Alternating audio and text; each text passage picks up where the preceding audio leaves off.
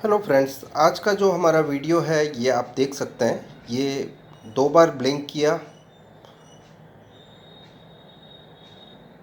फिर बाद में अभी ये इंडिकेटर लाइट नहीं जल रही है और ये ब्लिंक करने के बाद इंडिकेटर लाइट बंद हो रही है और चालू हो रही है। और ये टीवी जो है ये माइक्रोमैक्स का है और इसका मॉडल नंबर है 40B5000 FSD। Full HD TV है। इसमें फॉल्ट जैसा मैंने आपको बताया।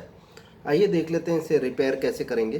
चेक कर लेते हैं सभी इंपॉर्टेंट वोल्टेज। मैं पावर देने जा रहा हूँ, ये मैंने पावर दिया और इंपॉर्टेंट वोल्टेजेस चेक कर रहे हैं। पहले 5.16 वोल्ट नॉर्मल है। इसके बाद फिर हम 1.2 वोल्ट चेक करते हैं। ये 1.3 वोल्ट नॉर्मल है। 3.3 वोल्ट ये भी नॉर्मल है, जो कि 5 वोल्ट इनपुट होने के बाद 3.3 निकाल रहा है। That means 1.2 3.3 okay. यहाँ पर आप देख सकते हैं 12 वोल्ट आ गए हैं। हम इसे थोड़ी देर देखते हैं, क्लोजली ऑब्जर्व करते हैं कि क्या हो रहा है इसके साथ। सो 12.4 वोल्ट कांस्टेंट आ रहे हैं, ये बंद चालू नहीं हो रहे हैं। लेकिन जो बैकलाइट ऑन ऑफ का वोल्टेज है, बैकलाइट यहाँ पर, यहाँ आप देख सकते हैं ये जो बैकलाइट ऑन ऑफ है वो बंद चालू हो रहा है। 1.8 वोल्ट का क्या हाल है वो भी देख लेते हैं। सो ये कॉन्स्टेंटली बन रहे हैं। तो मेरी थ्योरी के हिसाब से अगर जो ये वोल्टेज जो है, जैसे अभी आपने देखा कि 1.8 वोल्ट जो है बंद चालू नहीं हो रहे हैं, तो ये पहले से ही बन रहे हैं, जबकि ये स्विच होने के बाद आते हैं। दैट मीन्स पावर ऑन के बाद यहाँ पर स्टैंड बाई एलईडी बंद चालू हो रही है। अब हम फ्रीक्वेंसी देख लेते हैं फ्लैश की और उसके बाद हम निश्चित करेंगे कि एग्जैक्टली फॉल्ट क्या है। इससे पहले हम पैनल के वोल्टेज भी चेक कर लेते हैं। यहाँ पर पैनल का वोल्टेज क्या बता रहा है, यहाँ आप देख सकते हैं 0.9 वोल्ट, जबकि ये बंद चालू हो रहा है उस समय बैकलाइट ऑन ऑफ हो रही है। यहाँ आप छोटे छेदों के थ्रू देख सकते हैं जो लाइट है वो ऑन ऑफ हो रही है। यहाँ देख सकते हैं अभी लाइट चालू हो गई और थोड़ी देर में बंद हो जाती है। अभी जो मैं फ्रीक्वेंसी चेक करने जा रहा हूँ ये क्लॉक फ्रीक्वेंसी है जो फ्लैश आईसी की 6 नंबर पे आती है। हम इसके लिए जो यहाँ पर सेटिंग कर लेंगे। पहले ये 500 नैनो सेकेंड है, इसको मैं 50 नैनो सेकेंड पे कर देता हूँ और इसको 1 वोल्ट पर डिवीज़न।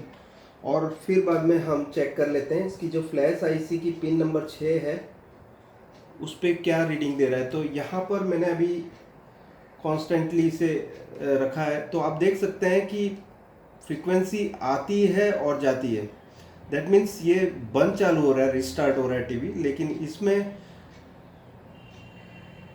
यहाँ पर आप देख सकते हैं, लेकिन जो फ्रीक्वेंसी है वो कॉन्स्टेंटली आप नज़र रखिए इस पर।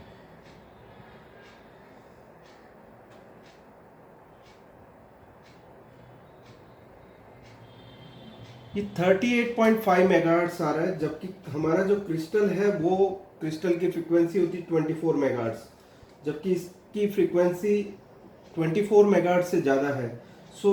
इससे हमें क्लैरिटी आती है कि यहाँ पर फ्लैश आईसी की गड़बड़ी है।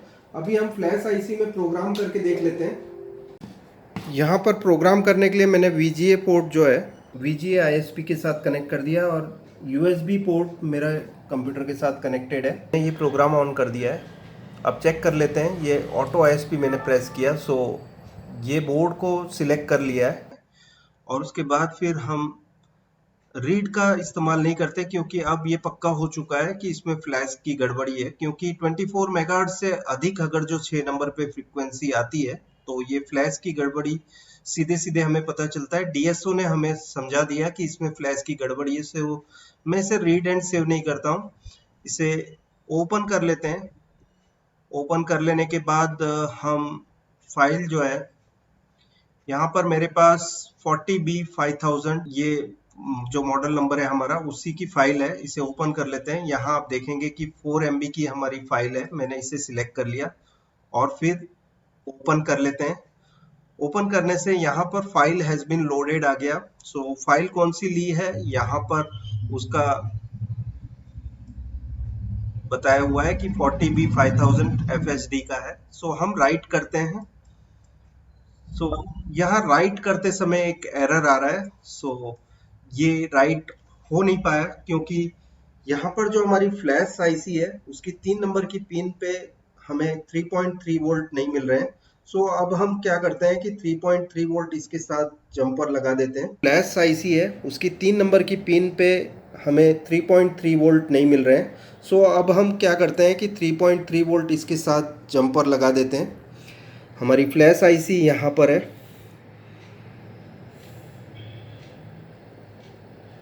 ठीक है।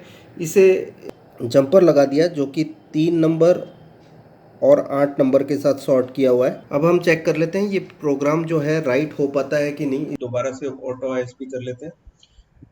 अब हम ओपन करते हैं और वो फाइल जो है उसे सिलेक्ट कर लेते हैं जो कि 40B5000 है। सो इसे ओपन कर लिया हमने और राइट करते हैं।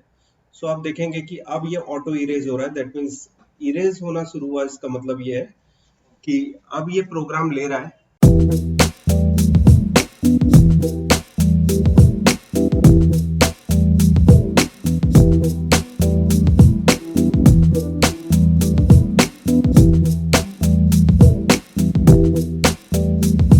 अभी 6 नंबर पर हम फ्रीक्वेंसी चेक करने से पहले इसे स्टैंड बाई कर लेते हैं टीवी को। और ये मैंने टीवी स्टैंड बाई कर लिया और यहाँ पर हम फ्रीक्वेंसी चेक कर रहे हैं। तो यहाँ आप देख सकते हैं 23.63 मेगाहर्ट्ज़ का सिग्नल आ रहा है। सो इसे हम रोक कर देख लेते हैं पहले।